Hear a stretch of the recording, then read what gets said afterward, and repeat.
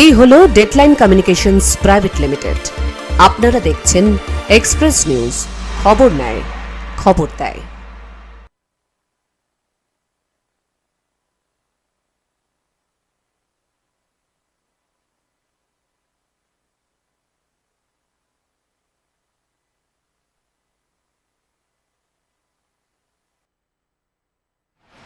নমস্কার, আপনারা দেখছেন এক্সপ্রেস নিউজ।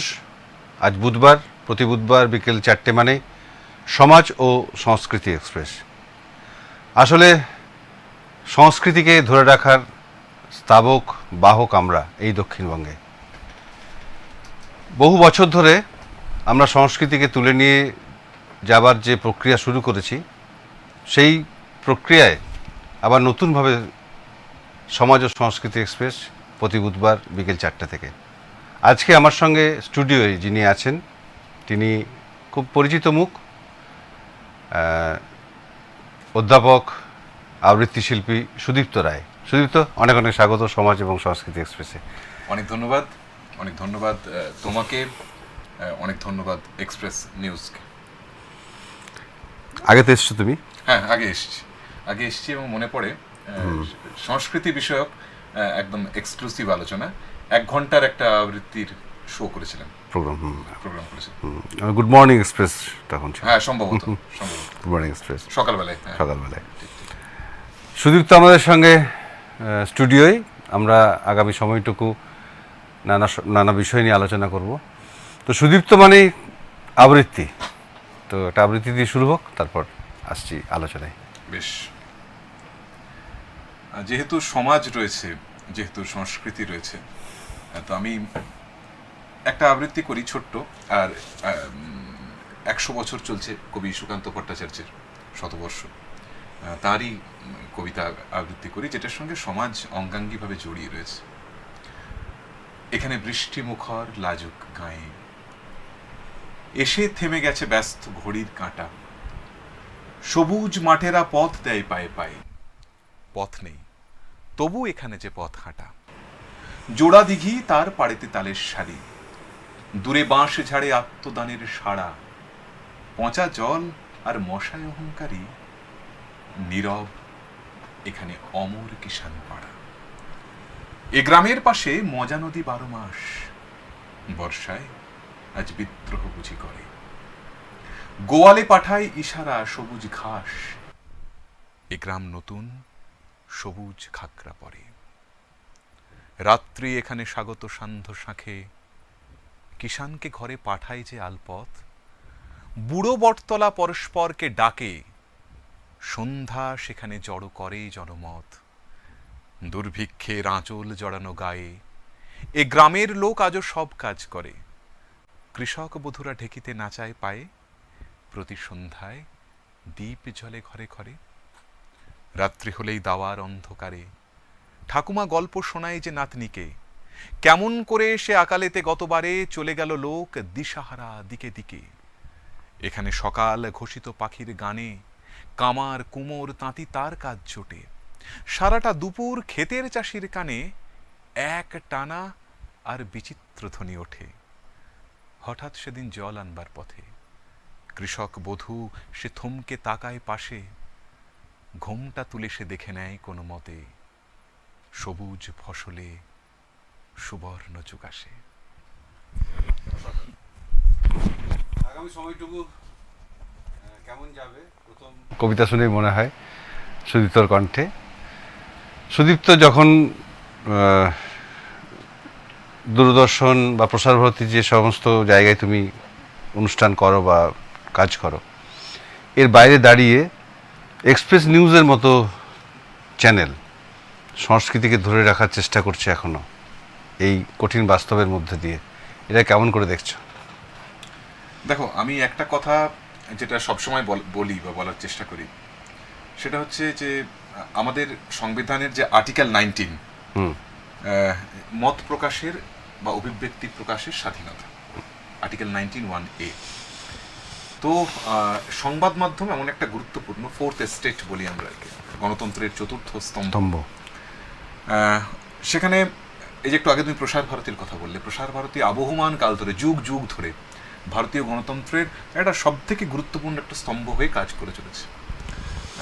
কত মহৎ মানুষেরা সেখানে এসেছেন, কত গুরুত্বপূর্ণ ঘটনা আন্তর্জাতিক মানে দেশের জাতীয় আন্তর্জাতিক বহু গুরুত্বপূর্ণ ঘটনা প্রসার ভারতী প্রত্যন্ত এলাকার মানুষের কাছে পৌঁছে দিয়েছেন। এবং সেজন্য বলে যে বহুজন হিতায় বহুজন সুখায়, বহুজনের হিতের জন্য বহুজনের সুখের জন্য।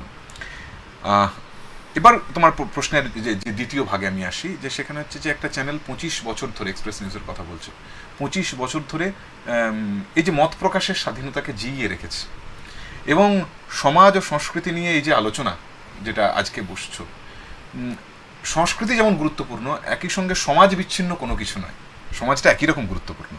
তো এইরকম একটা পরিসর তৈরি হয়েছে এবং ডেফিনেটলি আজকে আমি এসেছি, কালকে অন্য কোনো মানুষ আসবেন, তিনি অন্য কোনো পেশার সঙ্গে জড়িত, এবং সবটা মিলেই আমাদের সংস্কৃতি।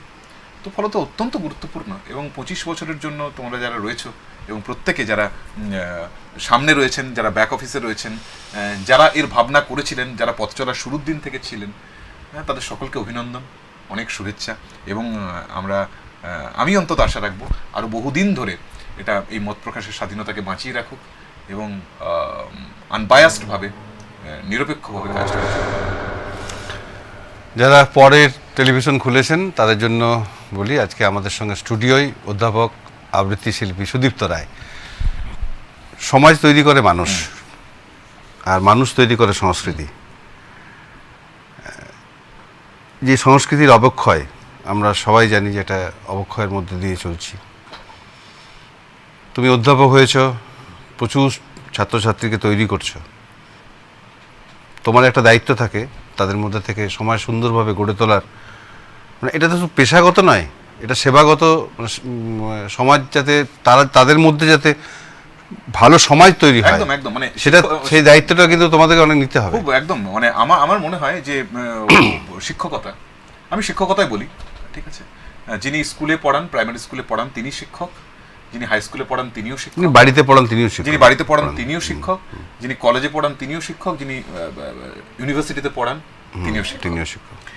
এবং যারা কোথাও পড়ান না কিন্তু অনেক জায়গায় মানুষকে শিখিয়ে চলেছেন, হ্যাঁ, খেলার মাঠে যিনি শেখাচ্ছেন তিনিও শিক্ষক। তো শিক্ষকতা কখনো শুধুমাত্র পেশা হতে পারে না। শিক্ষকতা একটা সব থেকে গুরুত্বপূর্ণ দায়িত্ব। মানে শুধুমাত্র যে আমি গেলাম ক্লাসরুমে আমার টাইমটুকু দিলাম, এটা শিক্ষকতা নয়।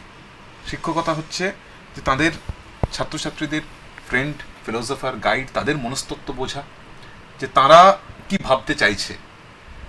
তাদের যদি হতেই পারে যে আজকে একটা দিন, আমার যারা ছাত্রছাত্রীরা আছে, যারা যদি তারা এই আজকের আলোচনা শোনে, তারা নিশ্চয়ই সম্মত হবে, তারা একমত হবে।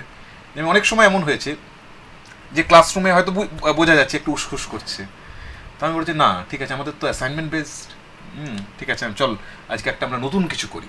এই যে নতুন কিছু করি, নতুন কিছুভাবে ভাবি, সেটা কি করতে পারে না, আমরা একটা টক শো করবো, যেহেতু আমাদের মাস কমিউনিকেশন, তো টক শো করা যায়।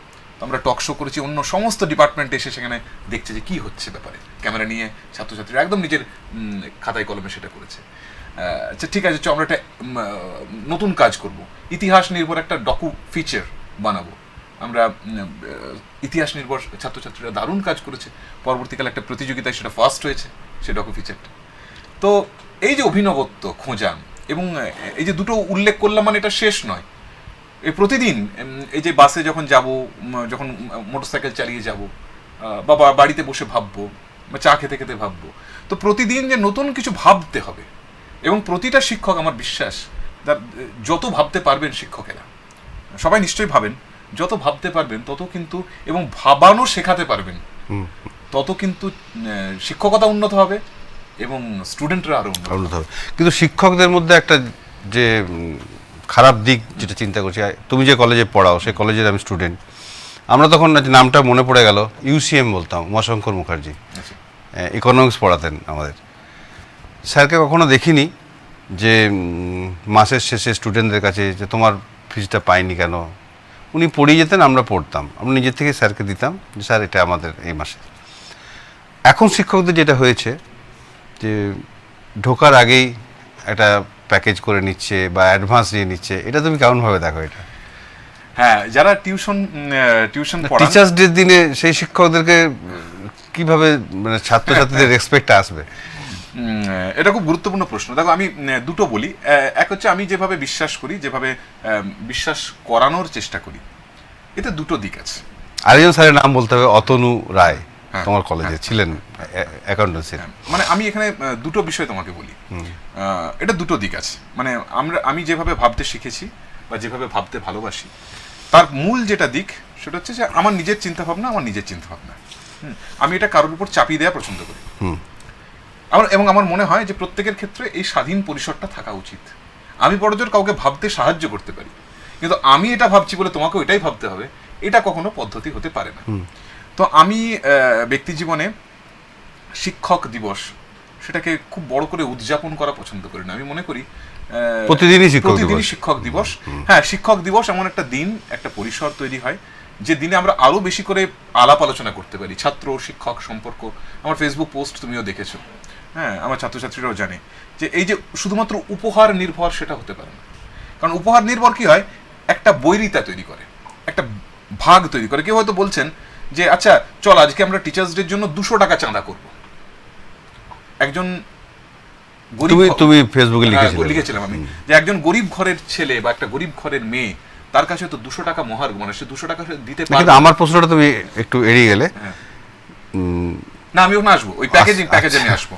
তো হয়তো সে 200 টাকা দিতে পারবে না, কিন্তু সে মুখ ফুটে এটাও বলতে পারছে না যে আমি দেবো না, পাছে বন্ধুদের নজরে সে ছোট হয়ে যায়। ওই জানিস তো খুব কৃপণ, ও 200 টাকা স্যারকে দিতে চায় না। তো এটা তার জন্য খুব একটা অকওয়ার্ড সিচুয়েশন। আমি জীবনে যখন ছোট ছিলাম আমি দেখেছি এই ধরনের ঘটনা ঘটতে। তো আমি বড় হয়ে এটা বুঝেছি যে না, এই ধরনের ঘটনা থেকে বেরিয়ে আসতে হবে। অতএব উপহার বলতে কম অর্থমূল্যের পেন এবং কম অর্থমূল্যের বইও 1000 টাকার বই হতে পারে, কিন্তু কম অর্থমূল্যের বই 50 টাকার বই হতে পারে, 50 টাকারও বই হতে পারে, সেটা খুব গুরুত্বপূর্ণ ডিটেল ম্যাগাজিন হতে পারে। তো কম অর্থমূল্যের পেন এবং কম অর্থমূল্যের বইয়ের বাইরে কোনো উপহার নেব না। হ্যাঁ, টিচার্স ডে মানে যে খুব বিশেষ করে ধুমধাম করতে হবে, মাইক্রোফোন বাজাতে, কিচ্ছু না। আমরা আলাপ আলোচনা করবো, সম্পর্কগুলি আরো একবার রিভিজিট করব। আর ওই যে প্যাকেজের ব্যাপার বলছো, যারা করেন, যারা টিউশন পড়ান, যারা প্যাকেজ নেন, আমি কোনোটাকে অন্যায় বলছি না, কিন্তু এই যে শুধুমাত্র আমাকে মাসের শেষে একটা রোজগার করতে হবে বলে, এখানে একটা গুরুত্বপূর্ণ কথা বলে রাখা ভালো, যাদের টিউশন পড়ানো বারণ তারা যদি পড়ান সেটা কিন্তু অন্যায়। আর যারা টিউশন নির্ভর, যারা সংসার যাপন করেন, ডেফিনেটলি তাদের সংসার যাপন করার সে অধিকার রয়েছে, তারা করেন। অনেক গুরুত্বপূর্ণ মানুষেরা রয়েছেন যারা খুব ভালো টিউশন করেন, অনেক ছাত্রছাত্রী উপকৃত হন। কিন্তু টাকা পয়সাটা দরকার, কিন্তু আমি টাকা পয়সা নেব এবং ওই টাইম বেঁধে ঠিক একটা মিনিটও এক্সিড করবে না। কোনো ছাত্র বা কোনো ছাত্রী যদি মনে করে যে 2 মিনিট একটু এক্সট্রা পড়বো বা স্যার এটা একটু দেখিয়ে দিন, সে ওখান থেকে বেরিয়ে চলে গেল, না না না, এটা পরের দিন, যে তোমার আমার টাইম শেষ, মানে তোমাদের এই ব্যাচের জন্য আর আমার কিছু বরাদ্দ নেই, এটা অনুচিত, একদম অনুচিত। হতেই পারে যে কারোর মেধা একটু কম, তো তার হয়তো একটু বেশি সময় লাগছে, তাকে কাউকে একবার বোঝালে বোঝে, কাউকে 5 বার বোঝালে বুঝতে পারে। সেই ধৈর্য শিক্ষককে ধরতে হবে। হ্যাঁ, যদি কারোর আর্থিক অসুবিধা থাকে তাকে রিল্যাক্সেশন দিতে হবে, যে না ঠিক আছে তোরটা আমি মুকুব করলাম। এটাই তো হওয়া উচিত, এটাই হওয়া উচিত। আরেকবার পরিচয় করে দিই, আপনারা দেখছেন সমাজ ও সংস্কৃতি এক্সপ্রেস নিউজ চ্যানেলে।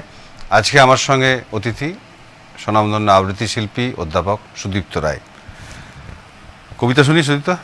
বেশ, এই কবিতাটা বলার আগে আমি একটা ছোট্ট ঘটনা বলি। যে আমার ছাত্র জীবনে, আমার বিশ্বভারতীতে মাস্টার্স যখন পড়ি, তো বিশ্বভারতীতে অনেক বন্ধু বান্ধব আমরা ছিলাম।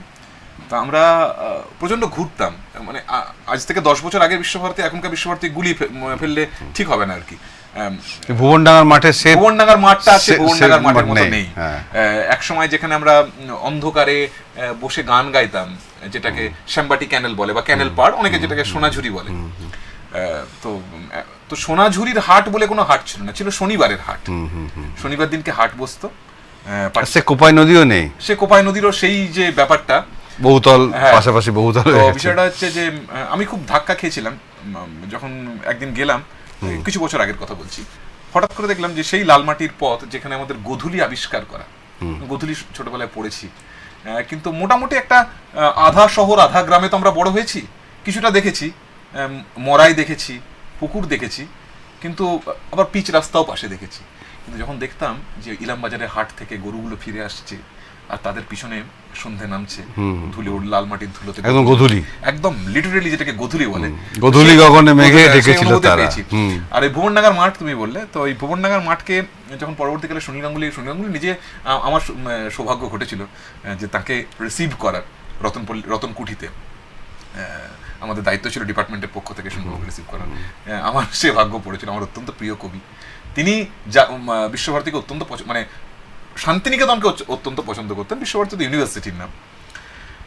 তো তিনি লিখছেন, নবীন কিশোর তোমাকে দিলাম ভুবন নাগার মেঘলা আকাশ, তোমাকে দিলাম বোতামবিহীন ছেঁড়া আর ফুসফুস ভরা হাসি, দুপুর রৌদ্রে পায়ে পায়ে ঘোরা, রাত্রির মাঠে চিত হয়ে শুয়ে থাকা, এসব এখন তোমারই। তোমার হাত ভরে নাও আমার অবেলা, দুঃখবিহীন দুঃখ, ক্রোধ, শিহরণ।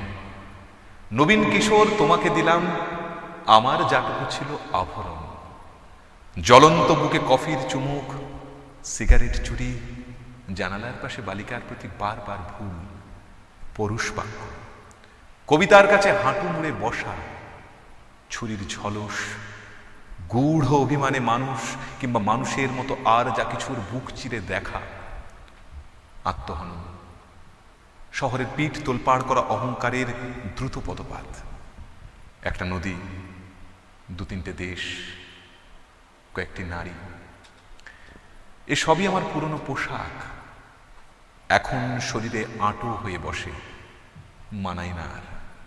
নবীন কিশোর তোমাকে দিলাম, ইচ্ছে হয়তো অঙ্গে জড়াও অথবা ঘৃণায় দূরে ফেলে দাও, যা খুশি তোমার। তোমাকে আমার তোমার বয়সী সবকিছু দিতে বড় স্বাদ হয়। আসলে আমার মনে হয়েছিল যে আমরা যখন এই কবিতাটার একটা গল্প আছে, যে সুনীল গাঙ্গুলি কবি জয়দেব বসুকে একটা জামা দিয়েছিলেন উপহার। সেই জামার বোতামটা ছেঁড়া ছিল, উপরের বোতামটা মানে খুলে গেছিল আর কি। তো আমাদের মনে হয় আমাদের হস্টেলে একটা ব্যাগ ছিল, আমাদের সিনিয়ররা আমাকে দিয়ে গেছিল ব্যাগটা, এই রাখ এটা ব্যাগটা। আবার আমি আসার আগে আমাদের যারা জুনিয়র তাদেরকে দিয়ে এলাম। আমার ঠিক মনে হয়েছিল, যেটা বলে আসছি, যে নবীন কিশোর তোমাকে দিলাম ভুবনডাঙ্গার মেঘলা আকাশ, শুধু ব্যাগটা দিলাম না, এই যে ভুবনডাঙ্গা, এই যে কোপাই, এর উত্তরাধিকারটা তোমাদের হাতে দিয়ে গেলাম। এবং যতজন পড়াশোনা করেছে শান্তিনিকেতনে, তারা সবাই যেন তাদের উত্তরাধিকার দিয়ে কথাটা বলে যাচ্ছে যে আমরা তো চলে যাচ্ছি, কিন্তু এই যে ভুবনডাঙ্গা, এই যে কোপাই, এই যে খোয়াই, এই সব আমরা তোমাদেরকে দিয়ে গেলাম, এগুলোকে বাঁচিয়ে দেখো। কিন্তু বাচ্চাতে কি পারছে, পেরেছে? এটা বেশ মজার। এখন বাঁচাতে যে পারেনি সে তো আশপাশ দেখেই বোঝা যাচ্ছে আর কি।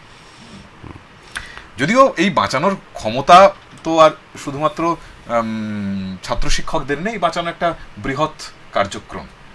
সেই কার্যক্রম এখন অন্যরকম কিছু চাইছে। আমি সবসময় একটা কথা বলি, তুমিও চেনো বাসুদেবদার, রূপনারায়ণপুরের বাসুদেব মণ্ডল।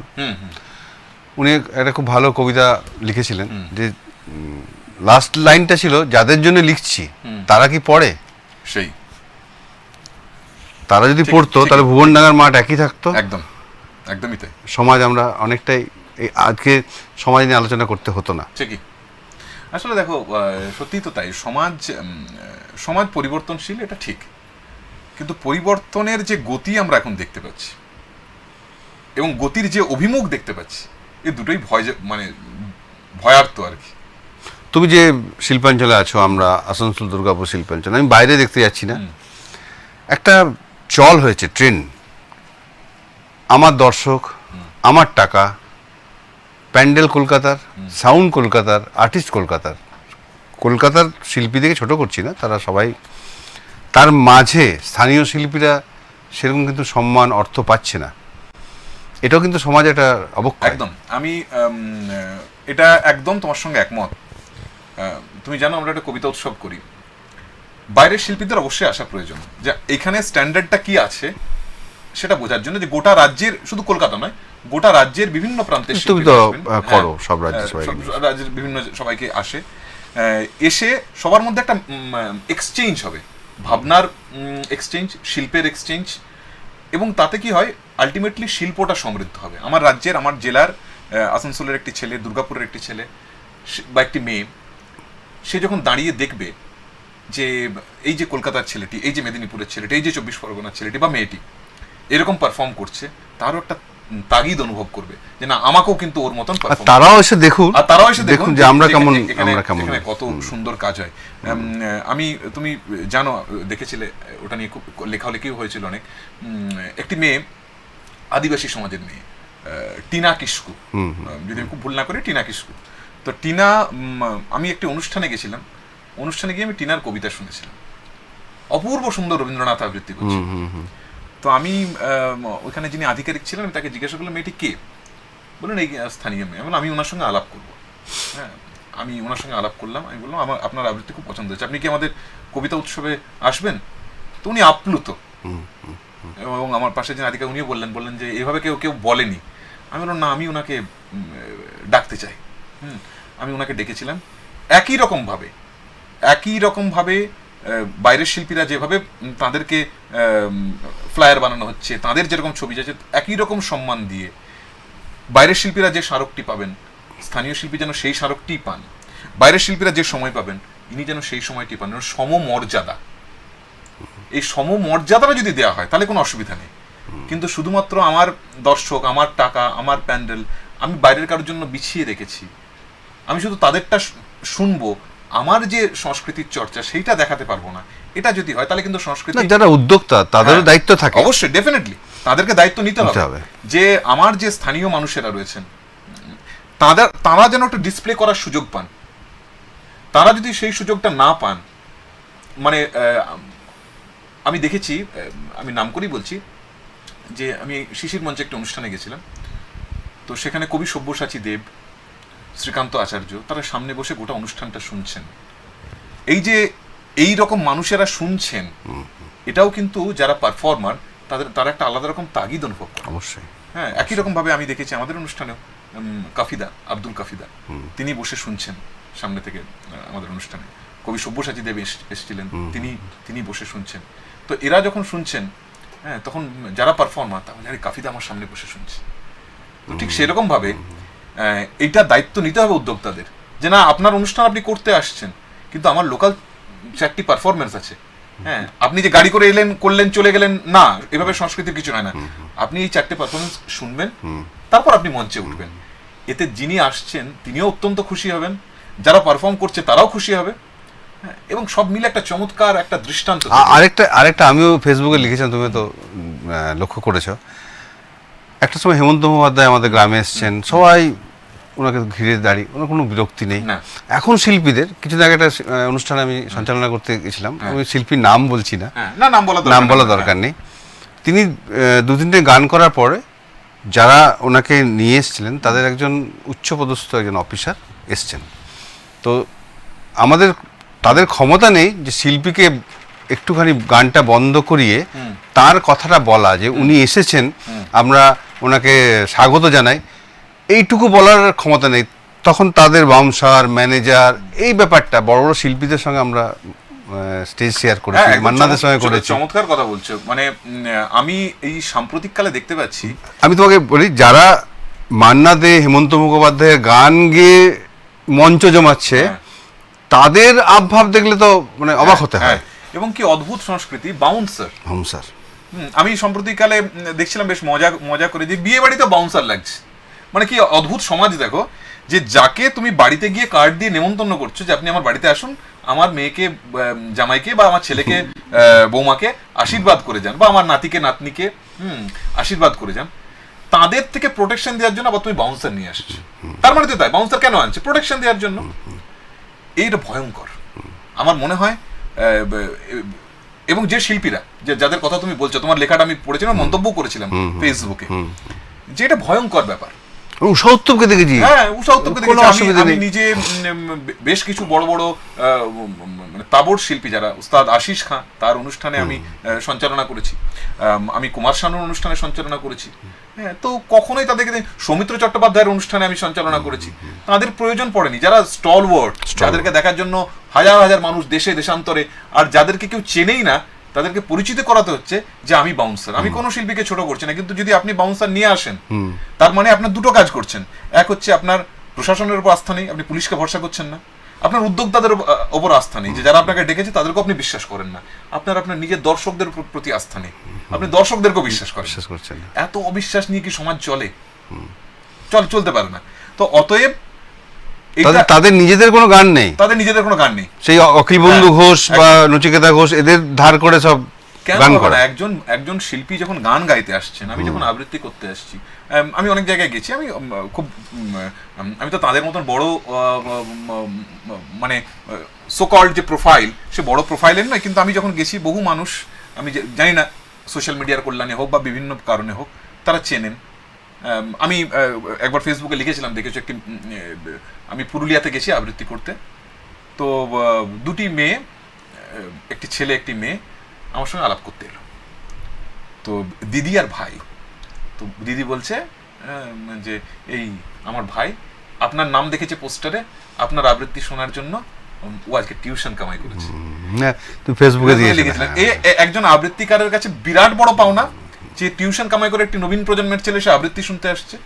তো সেই ছেলেটি, আমি তার সঙ্গে কথা বললাম এবং সে একটু ইতস্তত বোধ, ছোট ছেলে তো, মানে এই ক্লাস 10-11 পড়ে। আমি তাকে ডেকে এনে তার দিদি ভাই দুজনের সঙ্গে ছবি তুললাম। সেই ছবি আমি নিজে দায়িত্ব করে ফেসবুকে দিলাম। তার কারণ একটা মেসেজ দেওয়া, যে এই যে দর্শক এবং পারফর্মার, শিল্পীর মধ্যে যে সম্পর্ক, যে ভালোবাসা, এটা তো একটা ভালোবাসা। এইটা ভালোবাসা যত পোক্ত হবে, এমন হতেই পারে যে কোনো নামী শিল্পী তিনি গান গাইতে গেছেন, তো ঠিক তাকে শুনবো বলে দুজন টিউশন কামাই করে এসছেন, দুজন তার প্রয়োজনীয় মিটিংটাকে ছেড়ে না আজকে ওনার আমি গান শুনতে যাব, তো সেটার জন্য এসছেন। এসে একসঙ্গে একটা বলা, গল্প করা, দুটো ভালো কথা বলা, এর থেকে বেশি তো কিছু চায় না দর্শক। অবশ্যই। তো এইটুকু সম্মান আমি আমার দর্শককে দেব না, কারণ দিনের শেষে আমি বিশ্বাস করি যে দর্শক হচ্ছেন সব থেকে বড় বিচারক, আর দর্শক হচ্ছেন ভগবান। তারা যদি মনে করেন একজন শিল্পী বড় তো বড়, তারা যদি মনে না করেন একজন শিল্পী বড় নয় তো নয়। একদম। আপনারা দেখছেন সমাজ ও সংস্কৃতি এক্সপ্রেস, আমার সঙ্গে সুদীপ্ত স্টুডিওয়। শুধু যারা দর্শক আছেন তাদের উদ্দেশ্যে জানাই, প্লে স্টোরে গিয়ে আপনারা এক্সপ্রেস নিউজ টাইপ করুন, টাইপ করে পৃথিবীর যে কোনো প্রান্ত থেকে আমাদের অনুষ্ঠান সরাসরি দেখুন। সুদীপ্ত, একটা কবিতা শুনি, তারপর আবার আলোচনায় আসি। এবার সুনীল গাঙ্গুলি হলো, কবি সুকান্ত ভট্টাচার্য হলো, এর একটা বেশ কবিতা বলি যার সঙ্গে অদ্ভুতভাবে সমাজের ভালো লাগা জড়িয়ে আছে, যার সঙ্গে আমাদের শহর জড়িয়ে আছে। কবি সুভাষ মুখোপাধ্যায়, তিনি বারবার শিল্পাঞ্চলে এসেছেন, ভালোবেসেছেন। তো আমি যখন এই কবিতাটা পড়ি, আমার এই যে শহরের বদলে যাওয়া, বদলটা স্বাভাবিক, আবারও বলছি বদলটা স্বাভাবিক, কিন্তু বদলটা কোন দিকে হচ্ছে সেটাও দেখা খুব গুরুত্বপূর্ণ। তো সেটা যাতে যত ভালো বিবর্তন তো হবে, বিবর্তনই তো পৃথিবীর নিয়ম, প্রকৃতির নিয়ম। তো কবি সুভাষ মুখোপাধ্যায় বলছেন, সেই নাগরিক ধূসর জীবন পেছনে ফেলে সব থেকে দ্রুত ট্রেনে আজ এখানে আসা আসানসোলে। এখানে আকাশ পাহাড়ের গায়ে পড়েছে ভেঙে, পাহাড়ের পায় সারি সারি সব চিমনি চুড়ো। ধানের জমিরা পাশাপাশি শুয়ে দিকবিদিকে খাড়া করে কান, কাস্তের শান শুনছে নাকি কামার সারে। উর্মিল ভুঁই হাঁটে বনহীন তেপান্তরে, সরু সরু ঘাস শিরে বুঝি তার শিশির ছলে। দুই পারে দূর বালুদের দেশ, মধ্যে নদী, শ্বাস টেনে টেনে পায়ে পায়ে রাখে চিকন রেখা। নির্জন মাঠ, হঠাৎ কোথাও তারের বেড়া, সর্পিল পথে চলে রেলপথ, ধনুক আঁকা দেশান্তরে। দিনের পাহারা সন্ধ্যায় সেরে, সূর্য দেখি অতিকায় তার ডানা মেলে, কালো পাহাড় থেকে ক্লান্ত চোখে। তারিখানা খোলা, রাস্তায় শুধু লোকের মেলা, স্ত্রী পুরুষ মেলে মুখোমুখি শুধু মুখর ভাঁড়ে। কারো অসহ্য নেশা, কারে শেষ কপর্তক। বহুদিনকার ভুলে যাওয়া গ্রাম, পুরনো ভিটে স্মরণে নামে। দূরে শিশু গাছ, ধান ক্ষেত তার কিনার ঘেঁষে। কিছু নয়, তারা তবু কি স্বপ্ন রচনা করে। নগরের সেই ভিড় ছেড়ে এখানে এসে ভাবি, সিনেমা ছায়ায় রাজধানীতেই ছিলাম ভালো। যাদের রক্তে উড়ছে আকাশে মিলের ধোঁয়া, মুষ্টিমের খেয়ালে এই ভরা ভুবনে তাদের ভোলা। একদম, মানে আমাদের সমাজ, আমাদের শিল্প, আমাদের সংস্কৃতি, আমাদের মানুষের সাথে মানুষের সম্পর্ক, পারিপার্শ্ব সব সুভাষ মুখোপাধ্যায় বলেই সম্ভব। একটা সময় সুভাষ মুখোপাধ্যায়ের কবিতা নিয়ে আমরা প্রতিযোগিতায় নেমেছি, অনেক, যেমন তোমার অগ্নিকোণের তল্লাট জুড়ে, প্রিয় ফুল খেলেবার দিন নয়, মে দিবসের কবিতা, মে দিবসের কবিতা, প্রিয় ফুল খেলবার দিন নয় অদ্য, তারপর যেতে যেতে যেতে হ্যাঁ, এক নদীর সঙ্গে দেখা, নদীর সঙ্গে দেখা। অসাধারণ সব কবিতা। অসাধারণ, অসাধারণ। সব থেকে বড়, ফুল ফুটুক না ফুটুক আজ বসন্ত। এবং কত রিয়ালিটি শোতে এটা মানে কোটেশন হয়ে হয়ে ঘুরলো, ফুল ফুটুক না ফুটুক আজ বসন্ত। অনেকে না জেনে এটাকে এখনো কোট করেন। যাই হোক, বেঁচে তো আছে শব্দগুলো। একদম। এই যে এখন প্রচুর আবৃত্তি শিল্পী, সঞ্চালক, কিন্তু একটা সময় যে রুট থেকে এরা উঠে আসে, গ্রামে, শহরে, জেলায়, রাজ্যে যে প্রতিযোগিতা আগে যেটা হতো, যেটা আমরা করেছি, তুমিও করেছো, এখন আর সেটা দেখা যায় না। তুমি দায়িত্ব নিয়ে তোমার ক্লাবে করলে, কেউ দায়িত্ব নিয়ে করলো, কিন্তু এই যে একদম পুরো ব্লক থেকে স্টেট লেভেল পর্যন্ত সেই প্রতিযোগিতা কিন্তু বন্ধ হয়ে গেছে। এটা কিন্তু অত্যন্ত গুরুত্বপূর্ণ। মানে আমার মনে পড়ে এটাও সমাজকে কতটা এগিয়ে নিয়ে যেতে সাহায্য করে। প্রতিযোগিতার দেখো, আমি একটা কথা সবসময় বলি যে প্রতিযোগিতা নয়, সহযোগিতা। কিন্তু এই যে ছোট ছোট প্রতিযোগিতাগুলো, আবৃত্তি প্রতিযোগিতা, গল্প বলো প্রতিযোগিতা, একটা উৎসবের আকার নেয়, একটা উৎসবের আকার নেয়, সঙ্গীত প্রতিযোগিতা, ডিবেট, তাৎক্ষণিক বক্তৃতা, এই যে ডিবেট, তাৎক্ষণিক বক্তৃতা, এটা যে মানুষের চরিত্র নির্মাণে বা আগামী দিনে, মানে যারা আজকে শুনছেন, আমি তাদেরকে খুব স্পেসিফিক্যালি বলছি, সংবাদ পাঠ, এই যে আপনারা যদি কোথাও প্রতিযোগিতা না হয়, আপনাদের পাড়ার সামনে বাড়ির রোয়াকে ম্যারাপ বেঁধে ছোট্ট মঞ্চ করে পাড়ার ছেলেদেরকে নিয়ে ডিবেট প্রতিযোগিতা করুন, তাৎক্ষণিক বক্তৃতা করুন। আগামী দিনে আপনি যখন কোনো অনুষ্ঠানে যাবেন, কোনো প্রেজেন্টেশনে যাবেন, মানে এটা তো হয় যে আপনি একটা থিসিস সাবমিট করছেন, সেখানে আপনাকে প্রেজেন্টেশন দিতে হচ্ছে, বা আপনি কোনো ইন্টারভিউ ফেস করছেন। এই যে প্রতিযোগিতাগুলো, এই প্রত্যেকটা প্রতিযোগিতা, এগুলো এত গুরুত্বপূর্ণ হয়ে উঠবে, মানুষের সামনে দাঁড়িয়ে বলার যে সাহস সঞ্চয়, এটা তো বিরাট বড় সাহস। আজকে তুমি বসে এখানে কথা বলছো, আমি বসে এখানে কথা বলছি, ব্যাপারটা খুব সহজ মনে হচ্ছে, কিন্তু সহজ খুব একটা কিন্তু নয়।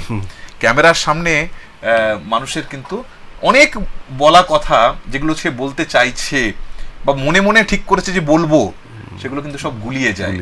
এটা গুলোবে না তখন যখন তোমার প্রতিযোগিতার অভ্যেস থাকবে। আমি একজন রাজনীতিবিদ, সে তার কথা শুনছিলাম, সে খুব ভালো বক্তব্য দেয়, এখানকার নয়, বিহারের রাজনীতিবিদ, সর্বভারতীয় ক্ষেত্রে তার নাম আছে।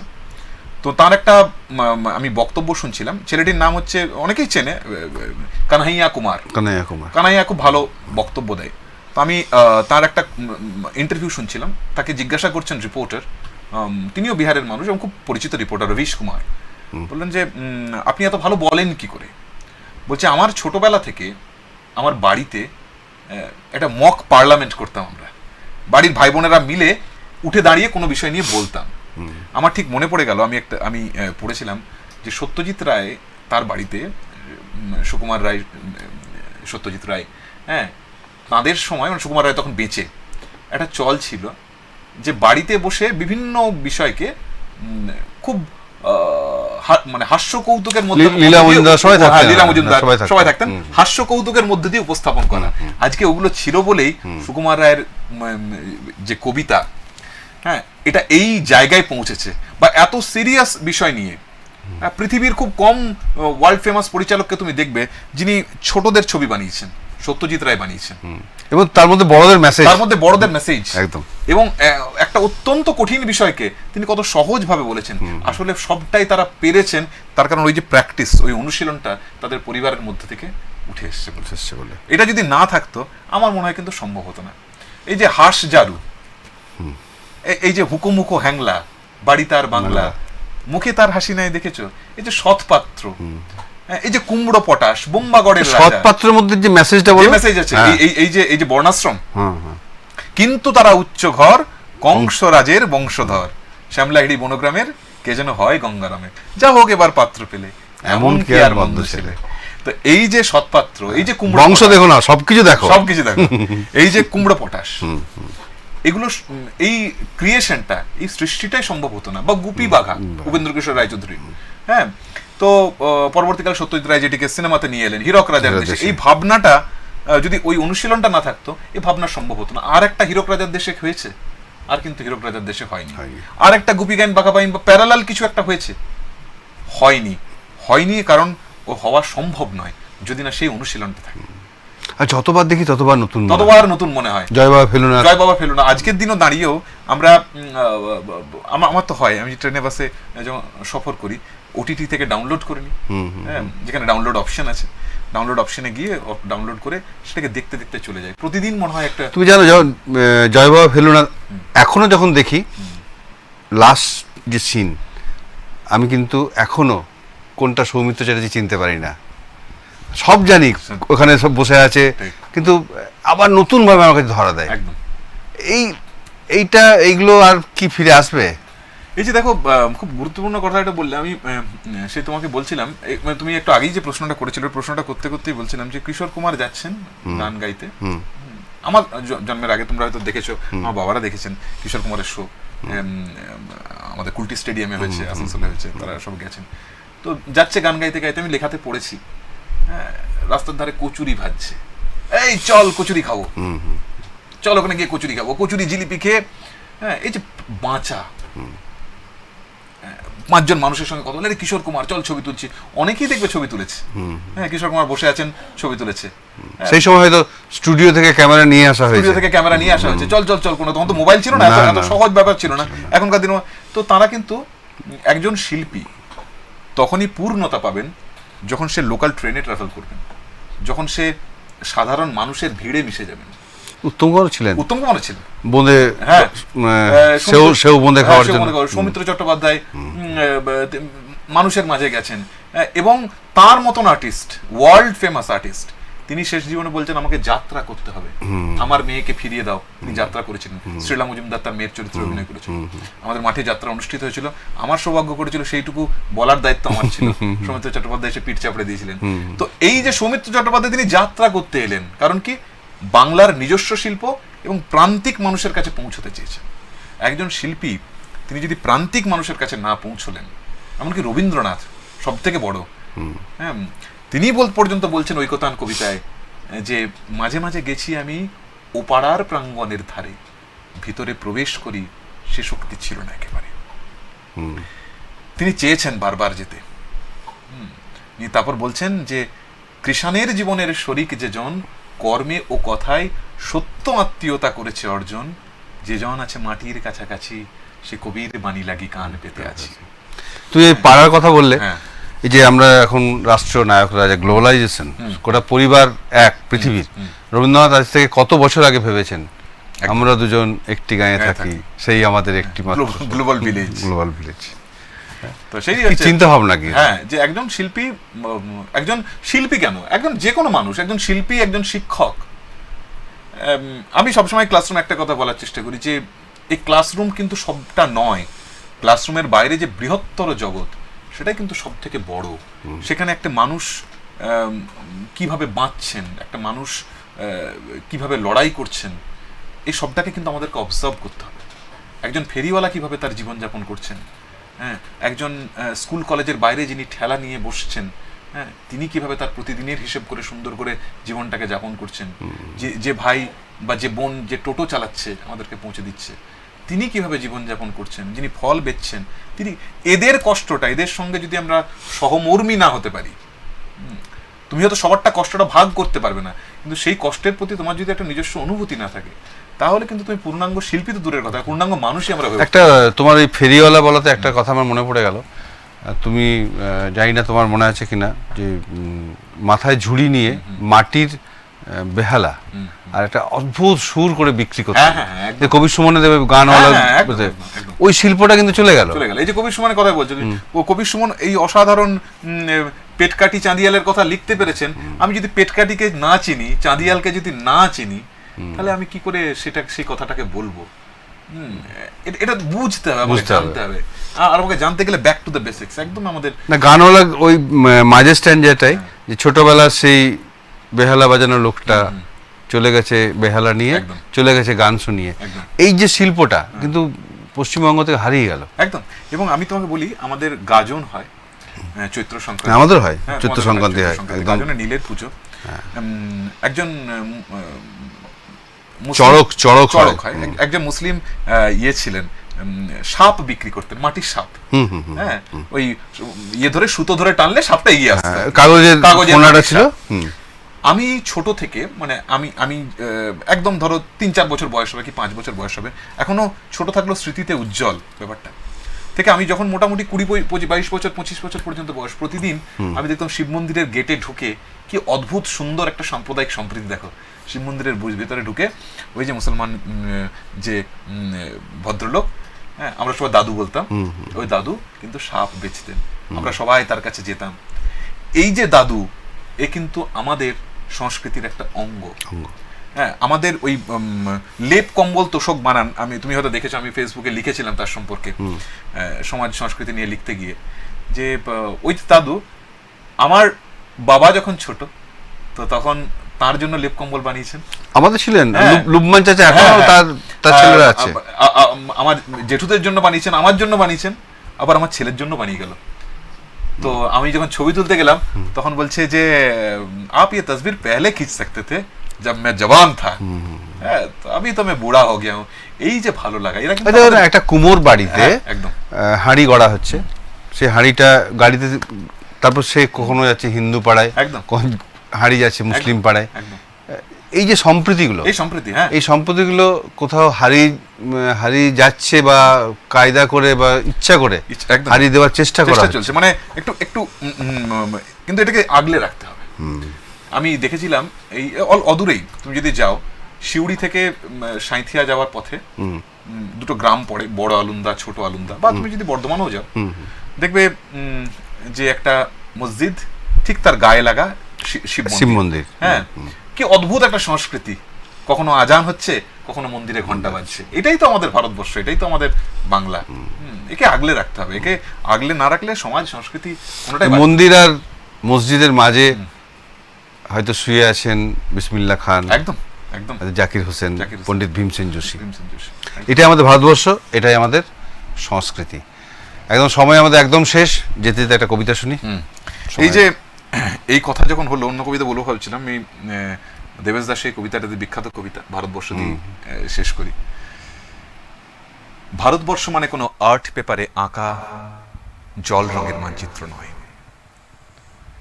ভারতবর্ষ মানে শুধু হর্ষবর্ধন কিংবা বাবরের বিজয় বার্তা নয়। ভারতবর্ষ মানে বিজয় সিংহের সিংহল জয়ের ফ্যাসিস্ট গৌরব গাথা নয়। ভারতবর্ষ মানে শুধু মীনাক্ষীপুরম কিংবা জামা মসজিদ নয়। ভারতবর্ষ মানে এক ভালোবাসা, আমার তোমার শব্দের, সঙ্গীতের, জীবনের, আকাশের, মাটির। আমাদের প্রাইমারি স্কুলে কলু খাঁ সাহেব, সাদা দাড়ি, মাথায় ফেজ, ড্রিল করাতেন আমাদের, ডান বাঁ ডান বাঁ ডান বাঁ। সস্নেহে সতর্ক করতেন, বাবা সকল পা আর হাত মিলিয়ে মিলিয়ে ফেলো। কলু খাঁ সাহেবের গোরের মাটিতে আজ ফেরেস্তার হাসি ভারতবর্ষের চিরাগ হয়ে চলছে। বদ্রুমিয়ার হাতের কর্ণিকে শিব মন্দিরের গায়ে কত ফুল কাটা, আর তার জোগাড়ে হয়ে মশলা মারছে ঈশান বাউরি, নিয়ামত শেখ আর গোকুল মাহাতো এক পাটাতনে ধান ঝাড়ে। সোনালী গোবিন্দভোগে খামারে ঠিকরে পড়ে সোনালী আলো। পদন মাঝি দাঁড় টানত যুবতী গঙ্গায়, বৈঠা ধরত হোসেনুর মাঝি, সামলে চলো মাঝি, ছামুতে কাঁচা খাকির গাং, চোরাবালির চর আর ঘূর্ণি জলার ঘাট। আমার ভারতবর্ষে কোনো গেরুয়া রাজনীতিবিদ কিংবা ইমামের নির্দেশিকা নেই। এখানে কোনো সংহিতা হাদিস ছাড়াই কোজাগরি চাঁদের অকৃপণ আলো পড়ে ঈদগার উপর, আর রমজানি চাঁদ তুলসী মঞ্চের গায়ে পূর্ণ আলো দেয়। আমার ভারতবর্ষ মানে রবি ঠাকুরের মধ্যে নজরুল, রবিশঙ্কর আর আলী আকবরের যুগলবন্দি, গণেশ পাইন আর মকবুল ফিদার রঙিন ছবি। আমার ভারতবর্ষ মানে লালন ফকিরের গান।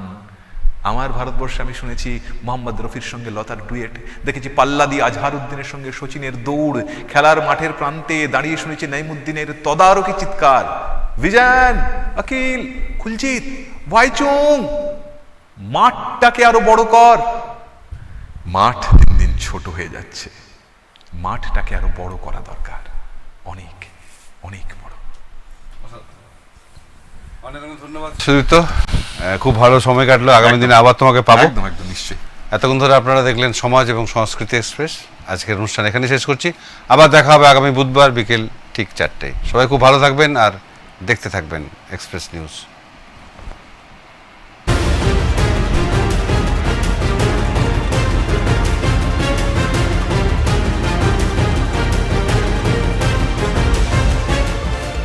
এই হলো ডেডলাইন কমিউনিকেশনস প্রাইভেট লিমিটেড। আপনারা দেখছেন এক্সপ্রেস নিউজ, খবর নেয়, খবর দেয়।